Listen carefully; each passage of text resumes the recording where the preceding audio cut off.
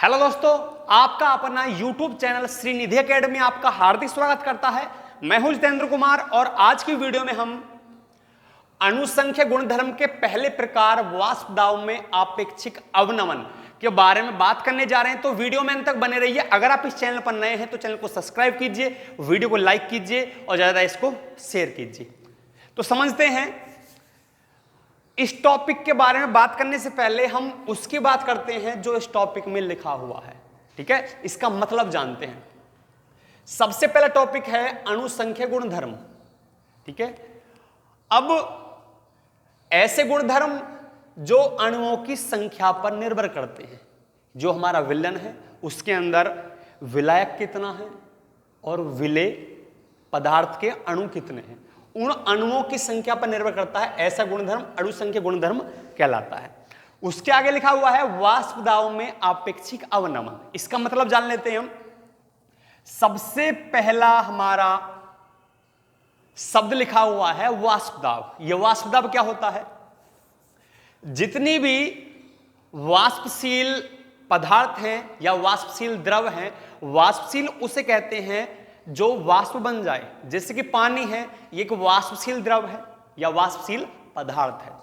ठीक है, जैसे वाष्पशील पदार्थ होते हैं ऐसे ही अवाष्पशील भी पदार्थ होते हैं जो वाष्प नहीं बनते। मैं बात करने लगूं नमक के बारे में। नमक तो वाष्प नहीं बनेगा, नमक तो अवाष्पशील है, जबकि जो पानी है वो क्या है? वो वाष्पशील है। अब जो अणुसंख्य गुणधर्म है इसी बात की व्याख्या करते हैं। किसकी व्याख्या करते हैं? ठोस द्रव विलयन। ठोस द्रव विलयन की व्याख्या करते हैं हमारे अणुसंख्य गुणधर्म। ठीक है, ऐसे विलयन जिनमें जो विलायक है वो तो द्रव हो, जैसे कि हम पानी मान लेते हैं। जैसे हमने मान लिया पानी, और जो विलेय पदार्थ है वो हमारा ठोस होना चाहिए, जैसे कि हमने क्या मान लिया? नमक। ठीक है, नमक और पानी का जो विलयन है वो हमारा ठोस द्रव विलयन है, क्योंकि इसमें विलायक कौन है? विलायक द्रव है, पानी है, और जो विलेय पदार्थ है वो हमारा ठोस है, मतलब नमक है। तो नमक और पानी का जो विलयन है वो हमारा ठोस द्रव विलयन है और इसकी व्याख्या करेगा अणुसंख्य गुणधर्म। ठीक है, अब हमारा लिखा हुआ है वाष्प दाब में आपेक्षिक अवनमन। इसका मतलब क्या है? वाष्प दाब, अब जितनी भी वाष्पशील पदार्थ हैं ये वाष्प बनने के बाद दाब लगाती हैं। ठीक है, उसी द्रव पर जिससे ये वाष्प बनी है। ठीक है, हमने जब साम्य वाष्प दाब टॉपिक बताया था उस समय हमने क्या बताया था, ध्यान समझेंगे। कोई बर्तन है, वो आंशिक रूप से पानी से भरा हुआ है, किसी द्रव से भरा हुआ है। ठीक है, और अब इसको हम बंद कर देते हैं। बंद करने के बाद क्या होता है? ये जो पानी है ये वाष्प बनने लगेगा। ठीक है, और वाष्प बनने के बाद ये द्रव की ऊपरी सतह पर दाब लगाता है। ठीक है, इसको हम वाष्प दाब कहते हैं। क्या कहते हैं? वाष्प दाब। धीरे धीरे क्या होता है?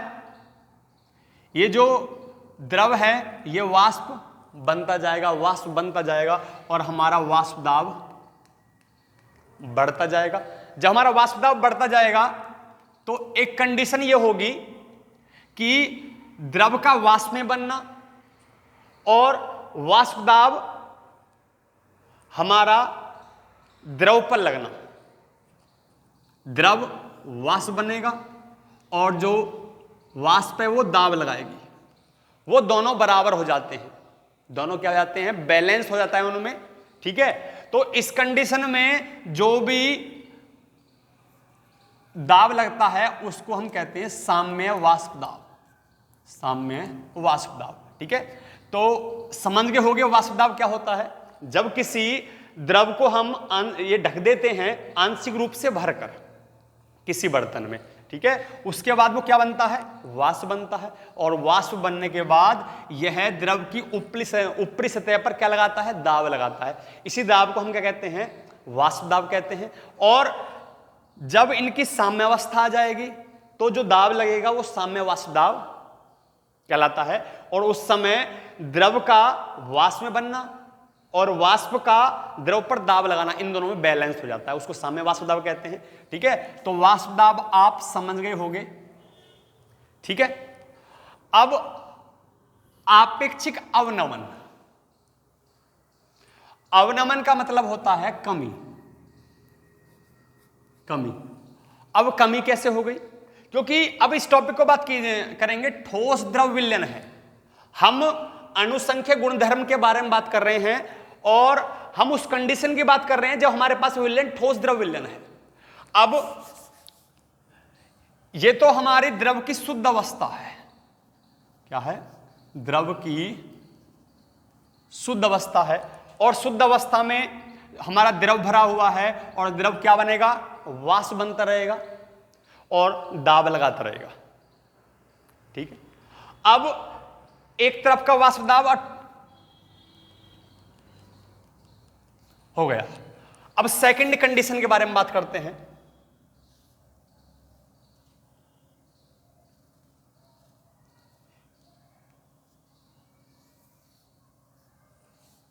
हमारा बर्तन है, इसमें पानी है और पानी के साथ साथ हमने इसमें नमक भी डाल दिया, मतलब कोई ठोस विलेय पदार्थ इसके अंदर डाल दिया। क्योंकि हमको व्याख्या किस करनी है? वाष्प दाब में आपेक्षिक अवनमन, जो किसका भाग है? अणुसंख्य गुणधर्म का। अणुसंख्य गुणधर्म किसकी व्याख्या करते हैं? ठोस द्रव विलयन की। तो हमने ठोस द्रव विलयन ले लिया। अब इसमें हमने नमक मिला दिया। नमक मिलाने के बाद क्या होगा? अब द्रव की ऊपर की सतह को देखेंगे आप।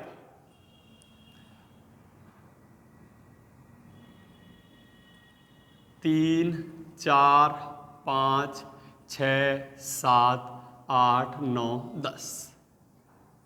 ठीक है, मान लेते हैं कि द्रव की ऊपर की सतह पर हमारे 10 अणु उपस्थित हैं। 10 अणु उपस्थित हैं। जो हमारा शुद्ध द्रव था, इसकी भी ऊपर की सतह पर मान लेते हैं हमारे 10 अणु थे। ऊपरी सतह जो है 1, 2, 3, 4, 5, 6, 7, 8, 9 और 10, इसके भी ऊपरी सतह पर 10 अणु हैं। अब जब हमने ढक दिया तो कुछ समय बाद यहां भी वाष्प बनेगा। ठीक है, और वाष्प बनेगा तो भैया वाष्प दाब भी लगेगा। ठीक है, तो वाष्प दाब में आपेक्षिक अवनमन का मतलब है कि यहां का जो वाष्प दाब है और इस कंडीशन में जो हमारा विलयन है, वहां जो वाष्प दाब, ये जो वाष्प दाब लग रहा है, ये कम होगा। ये कम होगा। कारण यह है कि इसकी जो ऊपर की सतह है, हमारा जो शुद्ध द्रव है, शुद्ध अवस्था में जो द्रव है, इसकी ऊपरी सतह पर 10 कण हैं, 10 अणु हैं और 10 के 10 वाष्पशील हैं। क्या है? वाष्पशील। क्योंकि 10 के 10 क्या है? हमारे द्रव है, पानी है, और पानी का हर कण क्या है? वाष्पशील। वो वाष्प बन जाएगा। क्या बन जाएगा? वाष्प। जब ये हर कण वाष्प बन सकता है, हर अणु वाष्प बनेगा, तो वाष्प दाब अधिक होगा। ठीक है, क्योंकि वाष्प जाएगी, वो दाब भी लगाएगी। जब 10 कण क्या बन रहे हैं? हमारे वाष्प बन रहे हैं। लेकिन यहां देखिए, जब हमने नमक मिला दिया तो 5 अणु तो हमारे किसके हैं? पानी के हैं। और 5 अणु किसके हैं? नमक के हैं। और नमक क्या है? अवाष्पशील है। नमक क्या है? अवाष्पशील है। और पानी क्या है? वाष्पशील है। ठीक है, नमक हमारा अवाष्पशील है, पानी वाष्पशील है। तो वाष्प जो बनेगा केवल पानी बनेगा। ठीक है, नमक नहीं बनेगा। जब नमक नहीं बनेगा तो केवल 5 जो अणु हैं वो ही वाष्प में जाएंगे और वो ही दाब लगाएंगे। वो ही क्या लगाएंगे? दाब लगाएंगे। अब बताइए कि 10 कणों का वाष्प बनना और 5 कणों का वाष्प बनना। कहां पर वाष्प दाब अधिक होगा? यहां पर वाष्प दाब अधिक होगा और यहां पर वाष्प दाब कम होगा। ठीक है, तो यही मतलब है वाष्प दाब में आपेक्षिक अवनमन। मतलब जब किसी द्रव के अंदर हम कोई अवाष्पशील पदार्थ मिलाते हैं, ठोस अवाष्पशील पदार्थ मिलाते हैं, तो उसके वाष्प दाब में कमी आ जाती है। इसे हम वाष्प दाब में आपेक्षिक अवनमन कहते हैं। उसका कारण भी हमने आपको बता दिया कि जो हमारे अवाष्पशील पदार्थ और वाष्पशील पदार्थ हैं, दोनों ही हमारे द्रव की विलयन की ऊपरी सतह को घेर लेते हैं। जो हमारा वाष्पशील पदार्थ है केवल वो ही वाष्प बदलता है, अवाष्पशील नहीं बनता है। इसकी वजह से हमारा जो पूरा जो सतह है वो वाष्प में नहीं बदलती। जब वाष्प में नहीं बदलती तो हमारे वाष्प दाब में कमी आ जाती है। इसको हम वाष्प दाब में आपेक्षिक अवनमन कहते हैं। अब इसकी लैंग्वेज हम लिख देते हैं। चलिए इसकी लैंग्वेज पढ़ लेते हैं। यदि किसी विलायक में मतलब पानी में कोई अवाष्पशील विलेय मतलब नमक पदार्थ मिला दिया जाए तो उस विलयन में विलायक के वाष्प दाब में कमी आ जाती है। ठीक है, कारण पता ही है आपको, क्योंकि विलायक के जो कण हैं उनका आधा भाग नमक के कण घेर लेते हैं। ठीक है, जो शुद्ध द्रव होता है उसमें जो हमारा पूरा का पूरा भाग होता है ऊपर का, ठीक है, वहां पर द्रवी द्रव होता है, सतह पर द्रवी द्रव होता है। लेकिन जब नमक डाल दिया तो आधा भाग नमक का और आधा भाग पानी का। ठीक है, जिसे वाष्प दाब में आपेक्षिक अवनमन कहते हैं। इसके कारण बता चुके हैं, फिर भी पढ़ते हैं। विलयन की सतह पर विलेय तथा विलायक दोनों के कण उपस्थित होते हैं। ठीक है, अब यहां मैंने एग्जाम्पल के तौर पर 10 कण यहां लगाए हुए हैं। उनमें से 5 नमक के हैं और 5 पानी के हैं। अतः सतह का विलायक अणुओं द्वारा, विलायक मतलब पानी, विलायक अणुओं द्वारा घिरा हुआ भाग कम रह जाता है। क्योंकि जब हमारा शुद्ध द्रव था उस समय सतह पर कितने अणु माने थे हमने? 10 अणु माने थे और 10 के 10 वाष्पशील थे। लेकिन जब विलयन बना, नमक इसमें घुल गया तो 5 अणु नमक के और 5 अणु पानी के।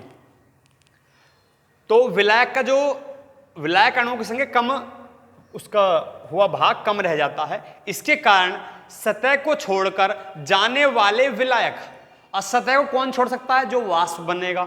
वाष्प कौन बनेगा? जो वाष्पशील होगा। और वाष्पशील कौन है? द्रव ही वाष्पशील बनेगा। ठीक है, नमक कोई हेल्प नहीं करेगा वाष्प बनने में, क्योंकि वो अवाष्पशील है। विलायक अणुओं की संख्या घट जाती है, अतः विलायक का वाष्प दाब भी कम हो जाता है। इसकी अपेक्षा शुद्ध द्रव की अपेक्षा कम रह जाता है। परिणाम स्वरूप दिए गए ताप पर विलयन का वाष्प दाब शुद्ध विलायक के वाष्प दाब से कम हो जाता है। किस कारण? नमक के कारण। किसी अवाष्पशील पदार्थ के गिरने से जो हमारा विलयन है उसका वाष्प दाब शुद्ध द्रव के वाष्प दाब से कम हो जाता है। यही है हमारा वाष्प दाब में आपेक्षिक अवनमन। आप स्क्रीनशॉट ले सकते हैं। इसके बाद इसकी जो प्रूफ है उसके बारे में बात करेंगे। चलिए प्रूफ करते हैं इसकी। अब हमारा विलयन है, ठीक है, और इसमें नमक और पानी दोनों मिले हुए हैं। ठीक है, तो नमक को हम विलेय कहेंगे और जो पानी है उसको विलायक कहेंगे। ठीक है, अब दोनों के दोनों इनमें उपस्थित हैं, तो दोनों का मोल अंश अलग अलग है विलयन के अंदर। तो दिया हुआ है यदि विलायक का मोल अंश x1 है, मतलब पानी का जो मोल अंश है इसमें वो x1 है, तथा विलेय का मोलंस, विलेय मतलब नमक, नमक का मोलंस कितना है? X2 है। नमक का जो मोलंस है वो कितना है? X2 है। तथा विलयन का वाष्प दाब P1 है। क्या है? P1 है। विलयन का जो वाष्प दाब है वो कितना है? जो ऊपर वाष्प बनेगी, ठीक है, और दाब डालेगी, वो कितनी है? P1 है। अब एक बात दिमाग में आ सकती है, ठीक है, कि जो हमारा विलायक है, जो हमारा विलायक है उसका मोलंस X1 है, और जो हमारा विलेय है, जो हमारा विलेय है उसका मोलंस X2 है। अब x के साथ 1 भी है और x के साथ 2 भी है, तो हमारा जो विलयन है इसका वाष्प दाब केवल 1 ही क्यों है, 2 क्यों नहीं है?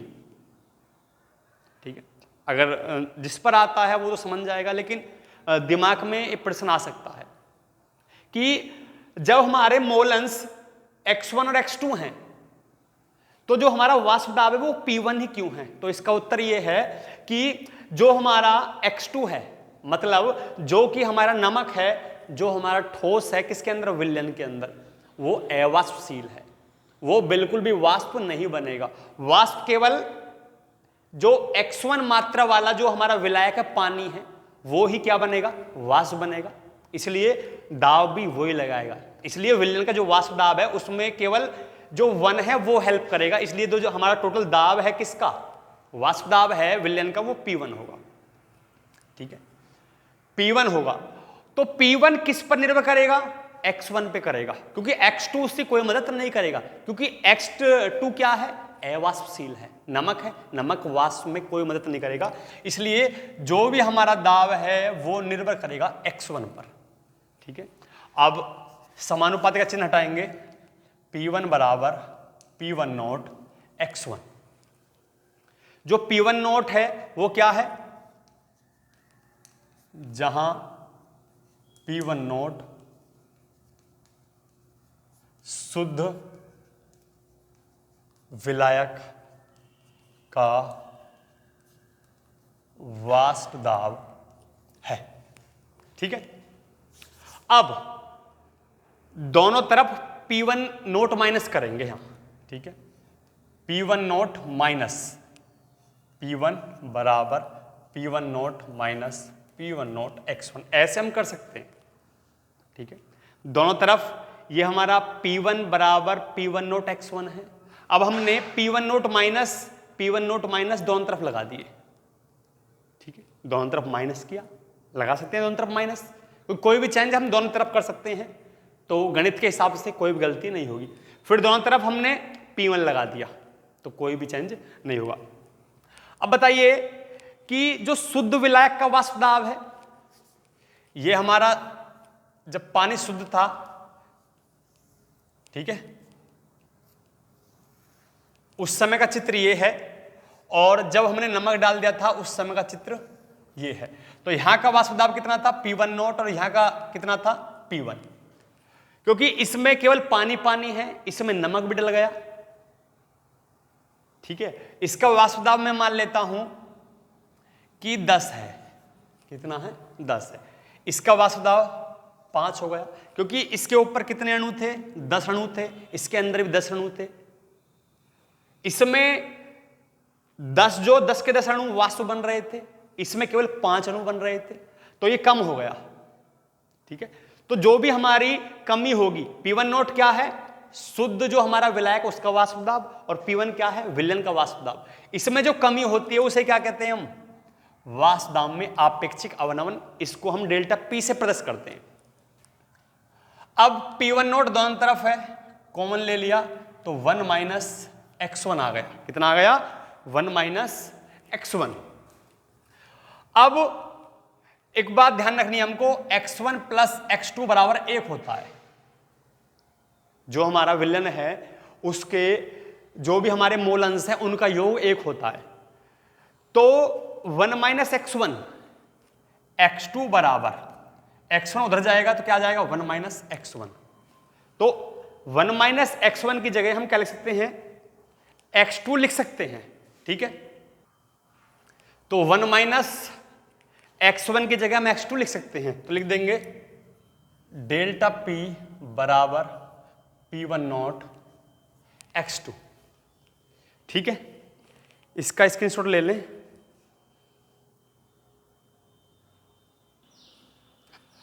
अब यहां देखेंगे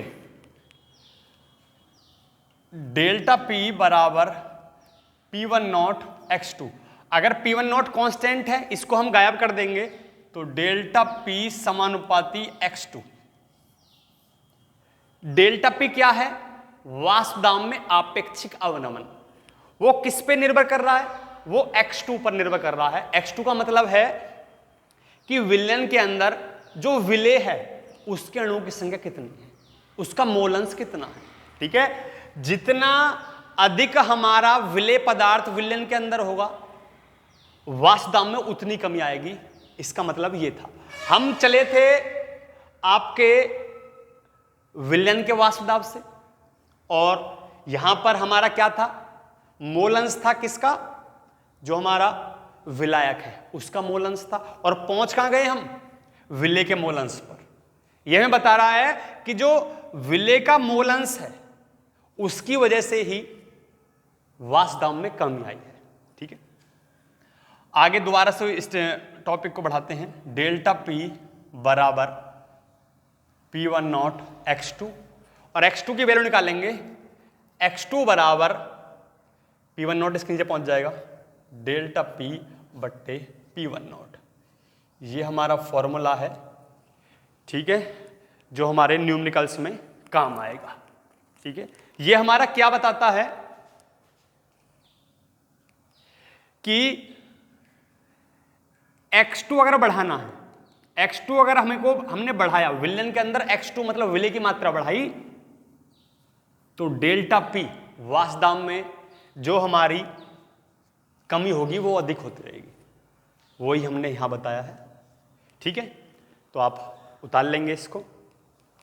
तो आज के लिए केवल इतना ही है। वीडियो को आपने अंत तक देखा, इसके लिए धन्यवाद। अगर आप इस चैनल पर नए हैं तो चैनल को सब्सक्राइब कीजिए, वीडियो को लाइक कीजिए और ज्यादा इसको शेयर कीजिए। मिलते हैं नेक्स्ट टाइम एक नई वीडियो के साथ। तब तक के लिए नमस्कार।